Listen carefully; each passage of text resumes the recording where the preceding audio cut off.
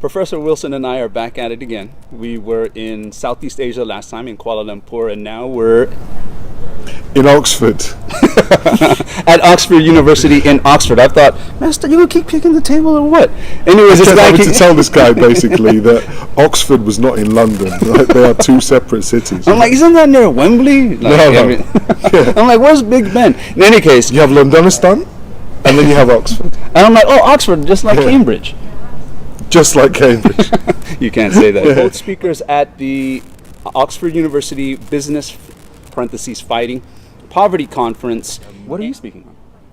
Islamic finance. I'm going to slip in some halal, and I kind of want to make people think and blink, and ask some difficult questions. Do you want to ask me what I'm talking about? What are you talking about, Mohammed Heraldez? Because I'm going to actually interview this guy because he had some really cool things to say last time, and the messages I received from people were, wow, I wish the conversation didn't stop. Wow, it was so informative. Can you guys continue to do more? You should do more by yourself. I don't know if I should take that as a compliment, or is it an underhanded compliment or a backhanded compliment? Wasn't there one that said that you had a face for radio, or was that like... That's been my whole Anyway, life. Your Excellency. That's my whole life. Your Excellency, what are you talking about I'm going to be tomorrow? speaking about Islamic finance, the global Islamic economy, and fintech. But this is going to be an interview about you. I don't want to make this another 29-minute video, so I'm just going to jump into it. The things that I actually have been thinking about that I think you could possibly speak on it from a level or from an angle of expertise. But it's this idea of fake news. The reason why it came to my mind was because I'd never heard of this phrase before, and I don't know. Okay, I'm pretty sure it comes because of the Trump administration, President Trump pushing that phrase over and over. But how did it get picked up? Who's behind it? Is it really a one-man team doing it all? Because I've never heard of this phrase before. And now everything that I see on social media where people are talking about, if they don't like a story, or it's just fake news. It's an intellectually lazy exit. And so what, do you have any say on it? I don't know. You might not even. Do you know I know I probably look like an idiot because I've been giggling while you've been thinking about these things, right? But I just find it fascinating, this whole fake news or fake news thing that you're talking about. And I was fascinated by Trump, especially. I gave a talk in Jakarta in December. Okay. And there were 5,000 people, and I put a slide up of Trump behind me, and all the smartphones came out and people took pictures. And I got so much love on social media. I didn't say what I was talking about, but me and Trump in the same photograph. What was the love, though? What likes. Do you think? Call it likes. Oh, yeah, but the likes, though, what were the likes about? It got me Or what do you think the angle's from? Well, the thing is that when I started to trace some of these people, there were a mixture of people that I know, and there were some rednecks, so I thought, are you really liking what I like, or whatever? You can't say rednecks, you know that. Okay, sorry. People that appear to be half of a white. different You're half way. white, so you can get it, but you can't be saying that. Okay, the thing for me was that when I traced these things back, let's just assume, right, that Donald Trump created fake news, right? Okay. And let's just assume that, the reason I was giggling is this kind of trend of people just cutting things down at the shins, right? So if you present data, that's fake data. I've been joking in my house to my kids, if they say, let's have dessert, that's fake dessert, because it's not for me what I don't want to have that for dessert. I want to have something more substantial or whatever. Now, if I cut back to it, fake news is basically cutting things down at the shins and saying, I do not want to evaluate what you are saying. There is no debate and there's no dialogue, right? Now, if Trump invented this concept of fake news and the no debate, no dialogue, or he's championing it, he's the cheerleader for this, right? What are the implications? Now, I think it's deeper than that, because you might just say, we might just do a little bit of Trump bashing or Trump baiting or whatever. But actually, if we think about social media habits, right? All of the websites that we go to, all the cookies we pick up, all of the things that we like, what happens is people give you more of what you like, right? Okay. So you develop a sweet tooth, and the internet, for want of a better term, makes it even sweeter, right? Okay. They give you a more pleasurable experience, they suggest things that you would like to see, and advertisers show you things that you're more likely to want to consume. Now, for me, the concern, and this goes back to like pre-Trump election, is Okay. that we are in silos, or we're in tunnels, where this tunnel vision is mean that you only see what you want to see, right?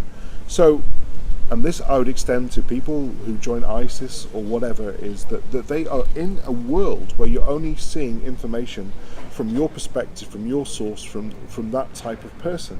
That concerns me then, because essentially what you're doing is, if advertising is propagating that, right, and generating revenue, and it's going back into this cycle, then we're doing more of the same thing. We're getting a sweeter tooth. And then, once in a blue moon, I mean, recently there's been the whole YouTube thing where advertisers are saying, well, we don't want to be associated with these videos on terrorism and stuff like that. Yeah. That's perfectly fine.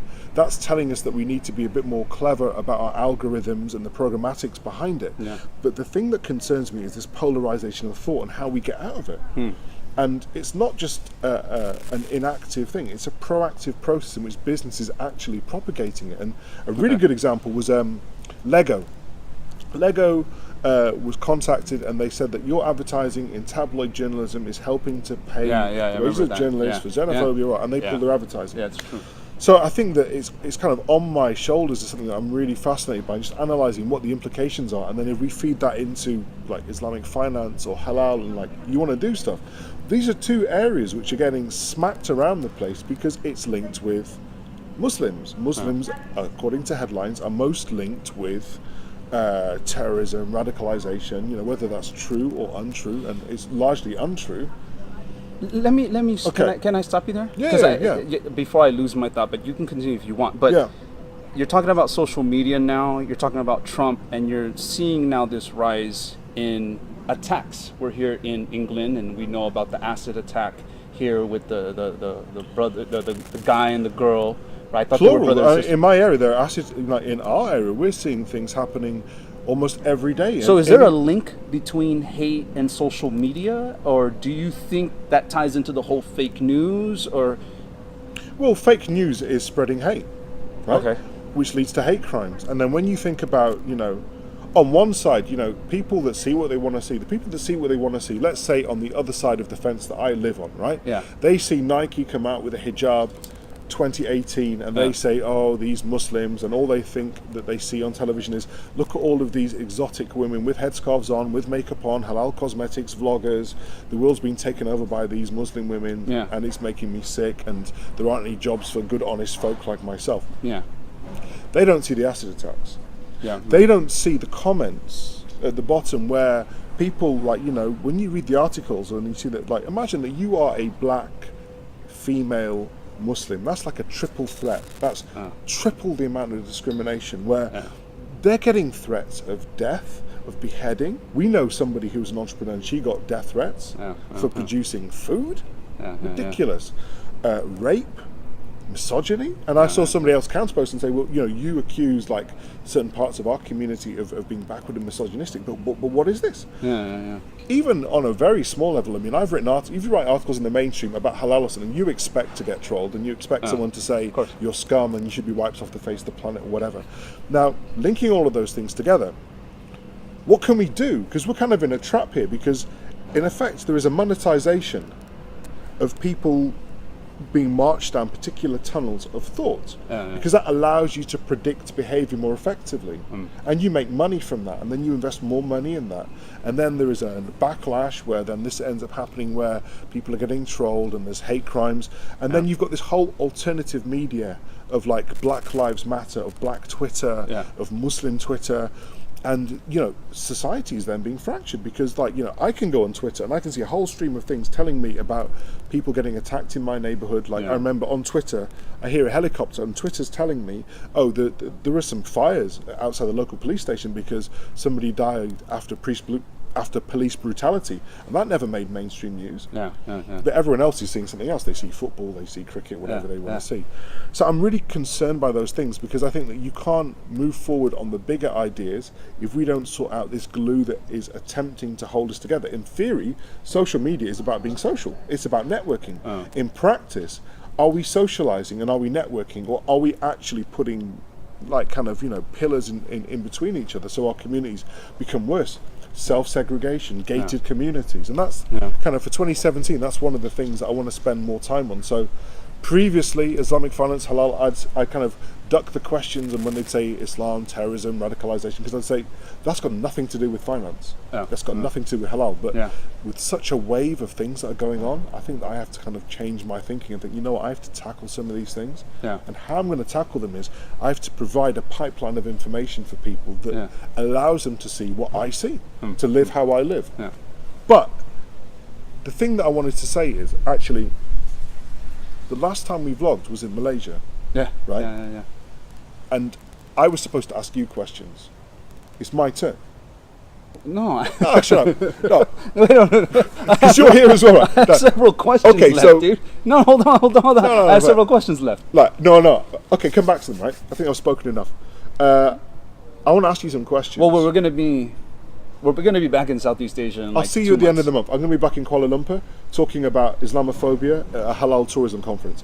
They asked... But I have more questions. No. So they've asked me out... So this is why I'm kind of in this zone, because they've asked me to talk... They requested that I talk about Islamophobia at a halal tourism conference. Not like, how do we get more beach buggies on the beach and all that kind of stuff, but Islamophobia. That's a sign that in Malaysia, people are kind of feeling this now. So... I want to ask you some questions. I'll keep them quick and simple, right? Okay. We can't make this like a 29-minute video. I had some really quick questions. I was going to actually cut you off. Go ahead. Go ahead. Okay, so you spoke about being an entrepreneur in the last video, right? I did. I want you to talk some more about that, right? I want, because I still see it. Everyone is calling themselves an entrepreneur. What do you think about that? No, I mean, it was like the same question we talked about with branding. But you know what I mean? Like, don't duck it. Like, think of, like, in the sense of, I know that you don't want to necessarily insult anybody or whatever, but when I don't see think terms I don't diluted, I actually don't think my answer would be, because you really got out of all my questions. It's cool. I'm gonna get you back. I have actually some really good questions. But, sure you will. Okay. I have no problem with that. I actually don't have an issue with, man, it's weird, like looking at you this whole time and now having to look at the camera. I actually don't have a problem with people using the word entrepreneur to describe themselves. The reason why is because, I don't know, I really don't care for it. For me, right, if you want to label yourself that, cool. I label myself that really out of convenience. It's just one word. I can say business person to describe myself. That could be accurate. I can say self-employed. I really want to say someone that makes a living off creating systems. I've made systems where, alhamdulillah, man, all praise to God, I wake up in the morning, there's more money in my account. But I think the most convenient way to say that is entrepreneur. That's the word, right, that everyone uses. So, to get straight to your question, so it's not like a 30-minute vlog again, I have no problem with people using the word entrepreneur to describe themselves in terms of aspirational, that they want to aspire to be like Zuckerberg or Ellison or Jobs or Henry Ford or any of that. Like, I have no problem with that title. If someone who owns a laundromat calls himself calls herself an entrepreneur, I don't have any problem with that. I know there's a lot of people, I've seen articles where people are like, you can't call yourself an entrepreneur. And I'm like, why? Why do you want to have that title only for yourself? It's not this elitism. And if a person wants to aspire to be someone who's providing tremendous value to people, and they've equated that with the label of an entrepreneur, and they want to aspire to be someone that makes money off their system, I have no problem with that. Like, okay, let me ask you in another way. Okay. Right? You go onto LinkedIn. Okay. And someone's headline is that they're an entrepreneur. That's what I have for mine. All right.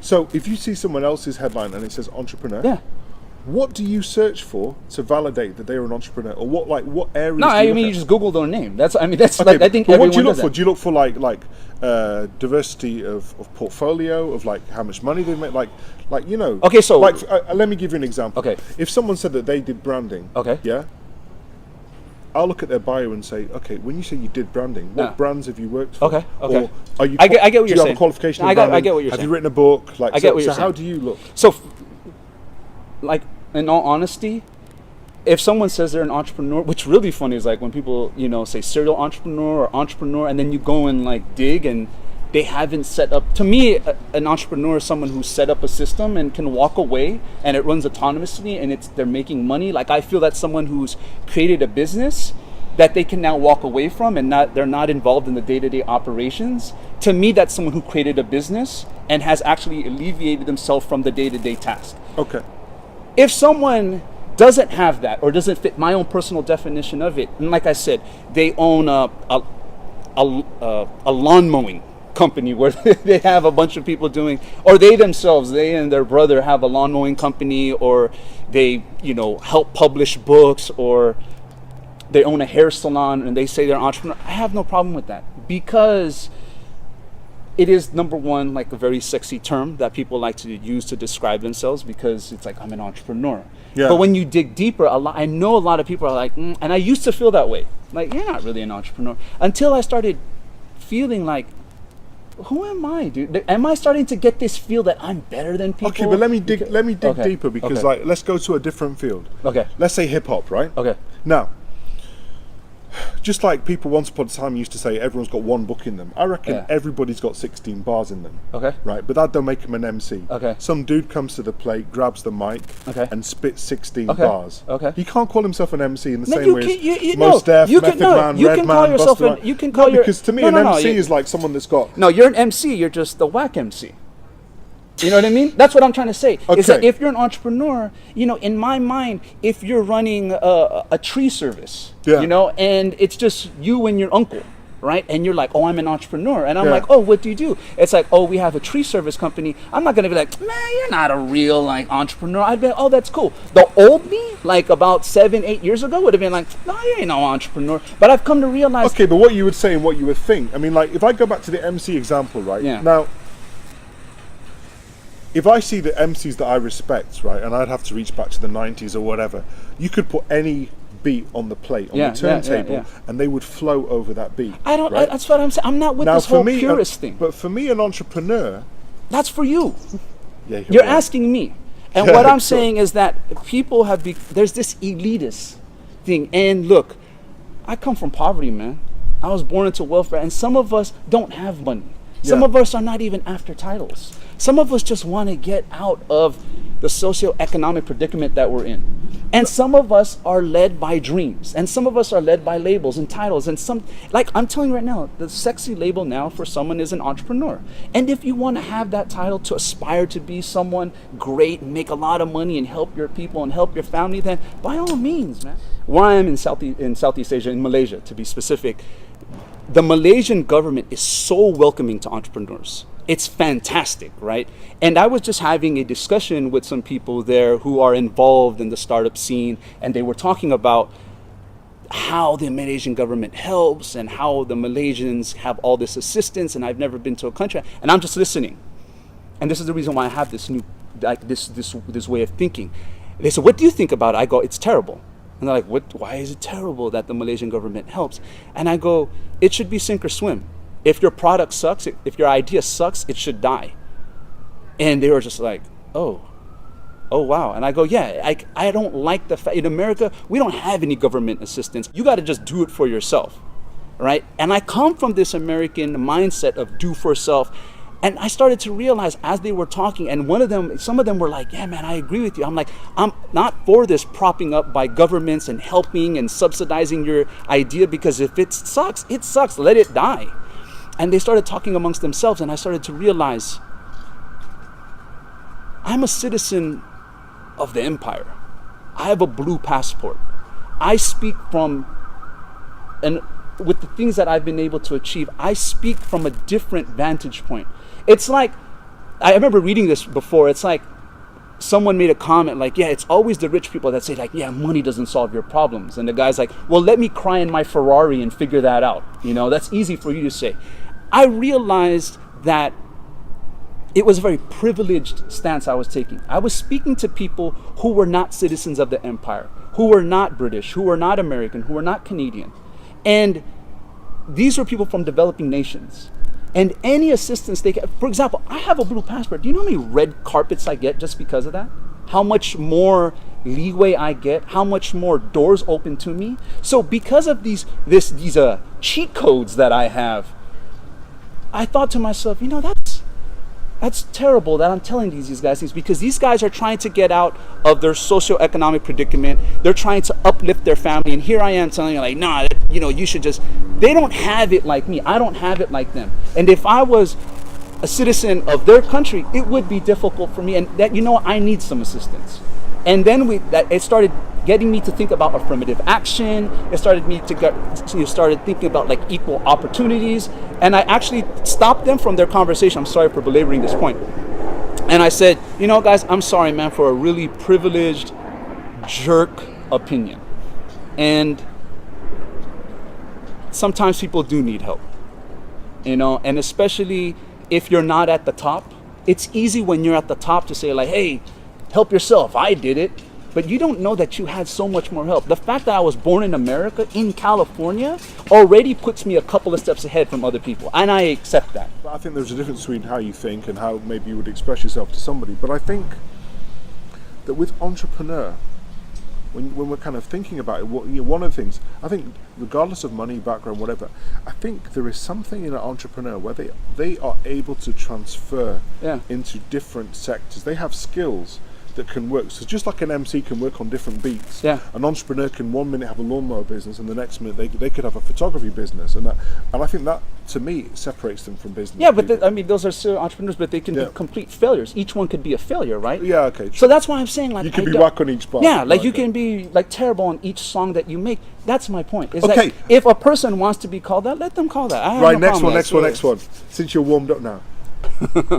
On the same, I'm kind of in like fake news, hip hop mode, whatever. Okay. Muslim copycats. What do you mean by that? Well, I remember like I used to have this joke, like, because there's a chocolate bar. I don't know if you have them in your country, but it's called a Mars bar, right? Yeah. And the slogan was Mars bar helps you work, rest, and play. Yeah. And I would joke that if a Muslim saw that, they'd make a halal version and call it a namaz bar, which helps you work, rest, and pray. So namaz in Urdu means pray. So that's why he calls it rest and pray. Yeah, they just kind of like they just take a good idea, and then they kind of Islamify it in some way, or they kind of sanitize it. So it'd be like the Muslim Uber, or the Muslim Facebook, or the Muslim Twitter. Yeah, I got another joke for you. Do you know what the Wahhabi version of Facebook is? No Facebook. What's your question? Muslim copycats. Like, how do you feel about people that kind of produce these? It's effectively a Me Too type strategy, right? Okay. Where you see something and then you produce something which has the aroma, but it is slightly different. I think that's just a human trait, right? We can talk about Alibaba. What's Alibaba an imitation clone of? Amazon, right? eBay. I mean, this whole e-commerce. Look, I'm from California. Okay. We're like, I don't want to say this, but the R&D for like technology is pretty much a good majority of it, or majority, I don't know if I want to say good majority is coming out of California. Okay. Whether it's the gravitational pull of talent to there, whether it's people just being brought up there, whether it's Stanford, whether it's UCLA, USC, I don't know. And if good thoughts or good ideas happen to crystallize and do well in America, and you copy them in Southeast Asia, or you copy them in Argentina, or if you copy them and make it the Muslim version, it's funny because I've had this conversation with people. I have no problem with that. Like, I have no problem with Muslims Muslifying a product or an idea. And I know that people will be like, oh, but we need to be innovators and we need to stop copying. And it's like, look, at the whole Maslow's hierarchy of needs, like I said, I don't come from a privileged background. So for me, like, I didn't strive to be an entrepreneur. It's just like, I wanted to get myself out of this economic situation that I was in, and I wanted to be better than what I was given by my parents. So my point is, if that's a way that you want to make your money, if that's a way that you want to gain some freedom and liberty, then by all means, I don't mind that you copy something that's already been proven. I know a lot of people are like, oh, we got to stop copying. But like, I'm telling you, everyone does it. So it's not only a Muslim thing. It just happens to be like, so for example, for people in Uruguay, it's just that they make it, that certain product fit the Uruguayan market. Yeah. So for us, it's like, okay, we have certain spiritual needs or certain religious needs. So we just tailor it to become the Muslim Airbnb, the Muslim Facebook, the Muslim Uber, the Muslim Twitter. Like, and to me, if it sucks, the market will decide that.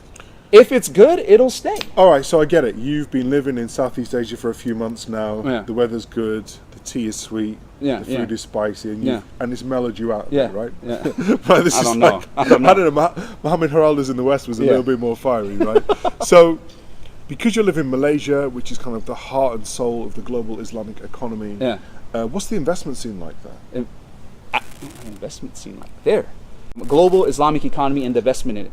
I'll get to this quickly. I think that it's in its nascency. So a lot of these startups and a lot of companies, I don't think the ecosystem is built out well. So that's why there's all this tripping and stumbling of it to really start going. Because, for example, you fund a startup, right? You have some angels that fund a startup, and then when it starts going, who's gonna provide the Series A?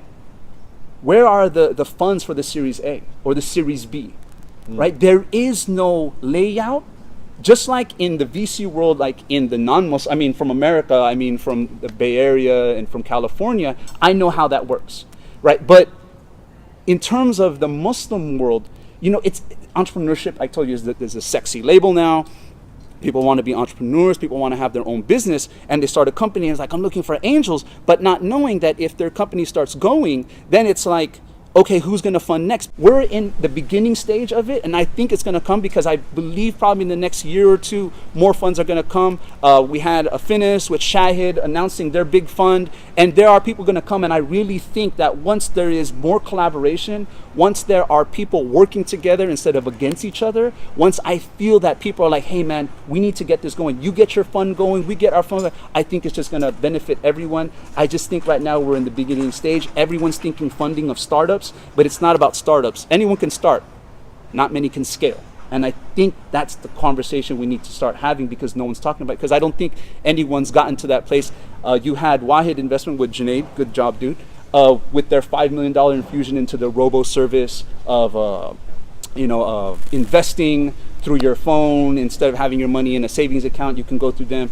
I think it's a great idea, $5 million coming, but it was coming from a bunch of angels, right? It wasn't coming, and in terms of the A, is there a Sharia compliant? Is there an Ummah focused? Is there a Muslim group that can do it? It could be like a Finis, right? But other than a Finis, like I don't know of anyone else, right? So I know that I've been asked and we're having all these different conversations with groups, but I'd love to assist, I'd love to help in it, but I really think we're in the beginning stage, but I think it's gonna develop. I'm sorry, dude, this is going too long. Anything else or should we just end it? It's like half an hour, man. Right, no, 30 seconds. 30 seconds. So what are the sectors to watch? Which areas would you think we should pay attention to? So from the 7 sectors, I think 7 sectors of the global Islamic economy, just have you Google it so you can figure that out for yourself. I think the ones to watch are Islamic finance with fintech. I want to not say Islamic finance flat out. I would say fintech. I think because of you have the unbankable, you have the microfinancing, you have the different fintech, you have Ethis Crowd, you have Wahid Invest, you have these different companies that are doing a really good Launch Good, which is the crowdfunding platform.